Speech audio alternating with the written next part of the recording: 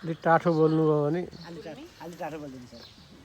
जन्मस्थान गुल्मी सत्यवती। म चाहिँ अध्यक्ष दुर्गा दत्त पगेनीको मेरो अध्यक्ष नि भन्नु न।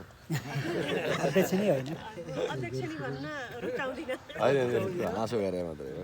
सबैलाई नमस्कार है। उयो असहायको श्रीमती असहायनी भने जस्तो हो मेरो जन्मस्थान लम्जू, हाल बरघाट बर्दघाट। यस संस्थाको चाहिँ महिला उपाध्यक्ष। नमस्कार, ठाकुर प्रसाद पङ्गेनी। अलि टाठो बोल्नु होला है त। जन्मस्थान सोरेप महापुर, हालको बसाइ रूपन्देही तिलोत्तमा नगरपालिका वार्ड नम्बर 7।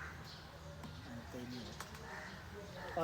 जिल्ला पङ्गेनी समाज जिल्ला कमिटीको सल्लाहकार भन्ने कुरो आएको थियो। छैन हो जा आथ्यो होइन सम्पूर्ण प्रस्ताव आएको पारिदिनु भएको। म किशोर पङ्गेनी, घर महापुर सोरेक मैदान पुरानो, अहिले चाहिँ रूपन्देही तिलोत्तमा नगरपालिका वार्ड नम्बर 7 करैयामा छु। अब अहिले भर्खर चाहिँ शपथ पनि खाइयो, केन्द्रीय सदस्य पनि भइयो। अब यसलाई कसरी गर्नुपर्छ भन्ने कुरामा जोडतोल बलले आफ्नो तन मन धनले भ्याएसम्म कार्य पनि गर्नेछु। आउने दिनहरूमा हामी बिचमा भएका केही त्रुटिहरू हामी आफैले आकलन पनि गर्नुपर्छ। जसरी पङ्गेनी दाजुभाइहरूको समाजमा भएका क्षेत्रमा हामीले एउटा बाँसको रूपमा काम गर्नुपर्छ जस्तो लाग्छ। कसैको घर चुलो बोलेन भने त्यही बाँसले फु गरेर ढुङ्ग्रोमा आगो सल्काइन्छ, जस्तै कसैको घर भत्कियो भने त्यही बाँसको देवाल लगाइन्छ। त्यसरी नै गर्नुपर्छ र पङ्गेनी समाज सधैँ बाँस जस्तो अल्को भएको र झुकेको हेर्न चाहन्छु। सबैले यसमा अनुसरण गर्दै सबैले आफ्नो सल्लाह विवेक प्रयोग गरेर पङ्गेनी समाजलाई अगाडि बढाउनको निम्ति हामी एकैबद्धता हुनुपर्छ भन्ने मलाई लाग्छ। धन्यवाद। यति नै। जमुना पङ्गेनी, अहिले बसाइ वालिङकोट, महापुर भिरकोट पहिला सुरु।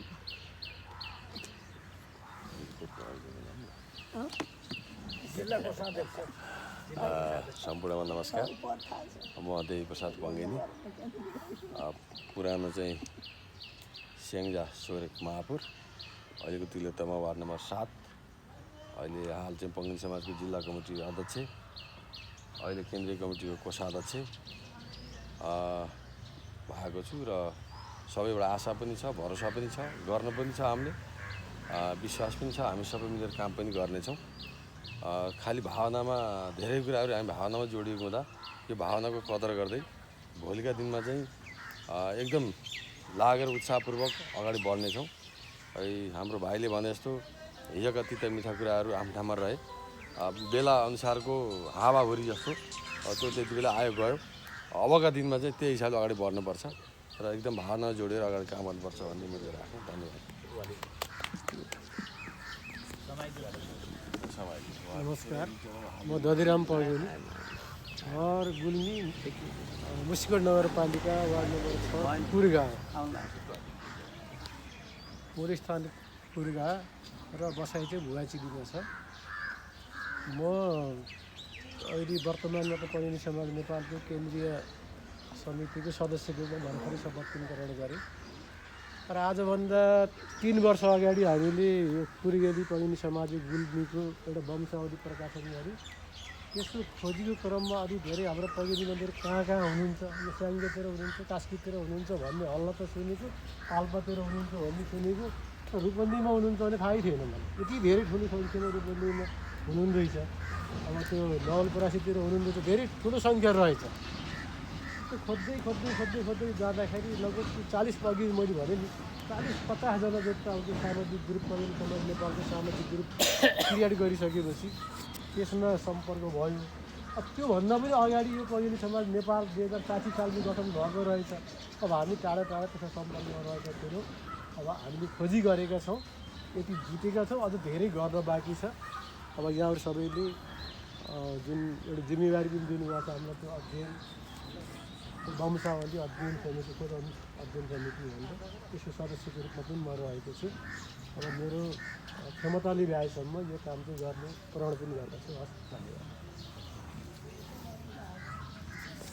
सबैलाई नमस्कार, मेरो नाम गिरिराज पङ्गेनी, घर पाल्पा पूर्व खोला अठल डाँडा।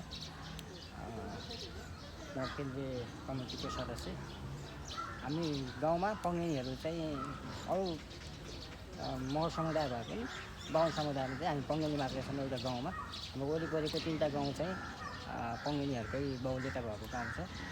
पूर्व खोलाको 1 नम्बर, 3 नम्बर र रामपुरको 9 थोरै साइडमा हुनुहुन्छ। पङ्गेनीको वंशावली चाहिँ हाम्रो केही मात्रामा चाहिँ एउटा पुरानो समुदाय चाहिँ गरिरहनु भएको छ।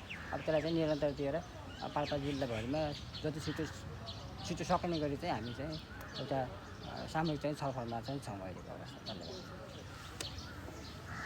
सम्पूर्ण नमस्कार। हिजोको जन्मस्थान किवरे गाविस वार्ड नम्बर 8, अहिले वालिङ नगरपालिका वार्ड नम्बर 8 पर्छ र हाल मेरो बसाइ नवलपरासी जिल्ला सुनवल गाविस वार्ड नम्बर 4 मा छ। नाम चाहिँ दुर्गा प्रसाद, शर्मा लेखिन्छ दुर्गा प्रसाद पङ्गेनी। हाल बसाइ चाहिँ नवलपरासी। नमस्कार, म ध्रुव पङ्गेनी। मेरो घर चाहिँ गलाङ 10, अहिले वालिङ 8 मा बस्छु। सबैलाई नमस्कार, मेरो नाम पुरुषोत्तम पङ्गेनी, घर रूपाकोट 6 कास्की। हाल बसोबास त्यहाँ नजिकै रूपाताल पोखरा महानगरपालिका 25 मा पर्छ। हाल चाहिँ पङ्गेनी समाज नेपालको केन्द्रीय सदस्य। अहिले यति। नमस्कार, पेसा कसैले भन्नु सबैले भन्यो। स्याङ्जा छापाकोट नगरपालिका वार्ड नम्बर 9, त्यहाँ धेरै अगाडिदेखि बसोबास गर्दै गएका 50-52 घर बस्ती छ र त्यसैको नजिकमा 10 नम्बर वार्डमा लगभग 100 घर बस्ती छ। 108 फेला पारेमा त्यो पनि हुनसक्छ। त्यो खाली जे अवस्था हो त्यो अवस्थाबाट अहिले हाम्रो मूल उद्देश्य वंशावली तयार गर्ने सवालमा केही किसिमबाट मसँग पनि हस्तलिखित डाटाहरू छन् र यसलाई अब अगाडि बढाएर लैजाने काम गर्नुपर्छ। म चाहिँ कुन किसिमबाट सहयोग गर्नुपर्छ त्यसैमा लाग्दाको निमित्त म केन्द्रीय समितिमा अहिले सदस्यमा रहेको हो भन्ने मलाई लाग्छ र मलाई अझै आउनुहोस् भन्ने चाहन्छु। नमस्कार, म नारायण पङ्गेनी, जन्मस्थान रूपाकोट गाविस, अहिले हाल बस्ती सञ्चारी पोखरा महानगरपालिका 6 अथवा 32। नमस्कार, म खडिन्द्र पङ्गेनी, कास्की रूपा गाउँपालिका वार्ड नम्बर 6, हाल पोखरा महानगरपालिका वार्ड नम्बर 19 लामागाउँ, अहिले केन्द्रीय समितिको सदस्य। पेसाले औषधि व्यवसायी। सबैलाई नमस्कार। अब म मनप्रसाद पङ्गेनी, स्याङ्जा जिल्ला कार्य समितिको अध्यक्ष।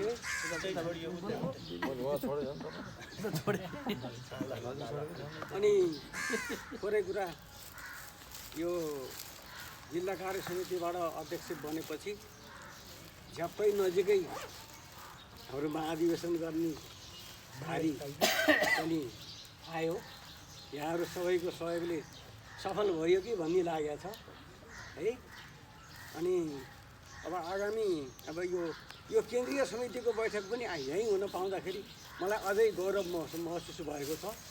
अब फेरि पनि यही होस् भन्ने चाहना राख्दै होइन। अब यो महाधिवेशनको त अब धेरै नै पालो घुम्दै आउँदा टाइम लाग्ला। केन्द्रीय समितिको बैठक त सजिलै हुन्छ। ल यति नै। मैले अरूको नसुन्ने मैले मात्रै भन्ने त होला नि त वञ्चित भएपछि। सम्पूर्णमा नमस्कार, अझै वालिङमा सम्पूर्णलाई स्वागत। म युगमाया पङ्गेनी, घर मेरो वालिङ नगरपालिका वार्ड नम्बर 8, मिर्दी पेट्रोल पम्प लिएर पसल घर वारीपट्टि पर्छ। अब अहिले यहाँ परिचय गर्दाखेरि अब कसरी परिचय गरौँ, यहाँ अब हजुरहरूले बनाएको केन्द्रीय सदस्य। धन्यवाद।